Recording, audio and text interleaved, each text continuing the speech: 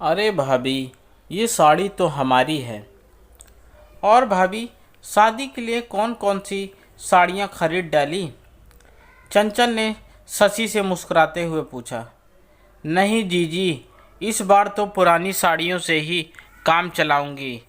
जब से लॉकडाउन हुआ है, मिंकू के पापा की स्थिति कुछ खास संभल नहीं पाई, तो मैंने ही मना कर दिया नई साड़ियाँ लेने के लिए। शशि ने सहजता से जवाब दिया। अरे भाभी, ये कैसे हो सकता है कि लड़के की चाची पुराने फैशन की साड़ी पहने? मैंने तो जमकर शॉपिंग की है और एक दो साड़ियाँ एक्स्ट्रा भी लाई हूँ। ऐसा करिएगा, आप रिसेप्शन में मेरी साड़ी पहन लीजिएगा। सारे ननिहाल ददिहाल वाले इकट्ठे होंगे। मेरी छोटी भाभी भी तो चमकनी चाहिए। नहीं जीजी, आपने कह दिया, यही मेरे लिए बहुत है। मैं अपनी ही साड़ी में कंफर्टेबल महसूस करूँगी। शशि ने बहुत शालीनता से मना कर दिया। मतलब आप मुझको गैर समझती हैं, तभी मना कर रही हैं? अरे गैर क्यों, आप मेरी ननद हैं। लेकिन आपके मायके को भी अच्छा नहीं लगेगा। भैया को तो मैं मना लूँगी। खैर, रिसेप्शन वाले दिन चंचल ने शशि को ज़बरदस्ती अपनी नई साड़ी पहनने पर विवश कर दिया। दोनों की पर्सनैलिटी एक सी थी, तो ब्लाउज की भी समस्या नहीं आई। लेकिन रंग रूप में शशि बहुत खूबसूरत थी, तो वो काले रंग की साड़ी शशि पर कुछ ज़्यादा ही खिल उठी, जैसे काली स्याह रात में पूर्णिमा का चांद खिलखिला रहा हो। और वो नाम के अनुरूप जगमगा भी रही थी। अब तो जिसे देखो वो शशि और उसकी साड़ी की प्रशंसा कर रहा था। शशि, तुम्हारी साड़ी तो सचमुच खूबसूरत लग रही है, और तुम्हारे रंग रूप ने तो इस साड़ी में जैसे चार चांद लगा दिए। आज तो बिल्कुल तुम गजब ढा रही हो। अब चंचल को ये प्रशंसा ज़्यादा देर तक हजम नहीं हुई, क्योंकि उसकी कोई खास प्रशंसा कर नहीं रहा था, और जैसे ही किसी एक रिश्ते की भाभी ने उस साड़ी की प्रशंसा की।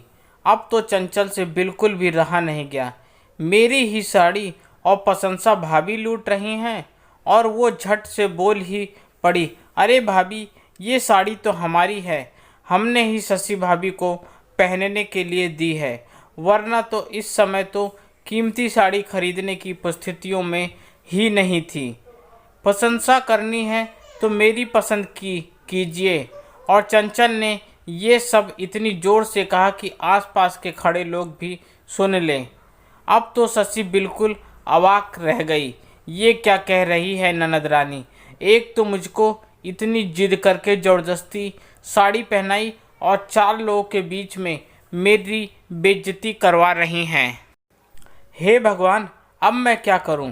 कहीं मिंकू के पापा ने सुन लिया, तब तो मेरी बहुत डांट पड़ेगी। शशि की आंखों में आंसू झिलमिला उठे, और वो कार्यक्रम छोड़कर झट से वापस घर चली आई, और अपनी मनपसंद साड़ी पहनकर कार्यक्रम में चेहरे पर आत्मविश्वास की झलक लेकर पहुंच गई। भाभी, आपने वो साड़ी बदलकर ये क्यों पहन ली? चंचल अनजान बनते हुए बोली। जी, वो साड़ी इतनी ज़्यादा भारी थी कि बहुत ज़्यादा गड़ रही थी, बस इसलिए उतार दी। अब तो चंचल से कुछ बोलते नहीं बना।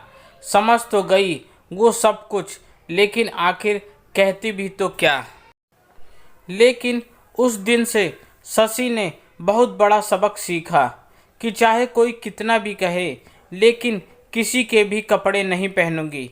सही कहते मिंकू के पापा, अपनी दाल रोटी भली, दूसरे की थाली का पुलाव बिल्कुल भी अच्छा नहीं।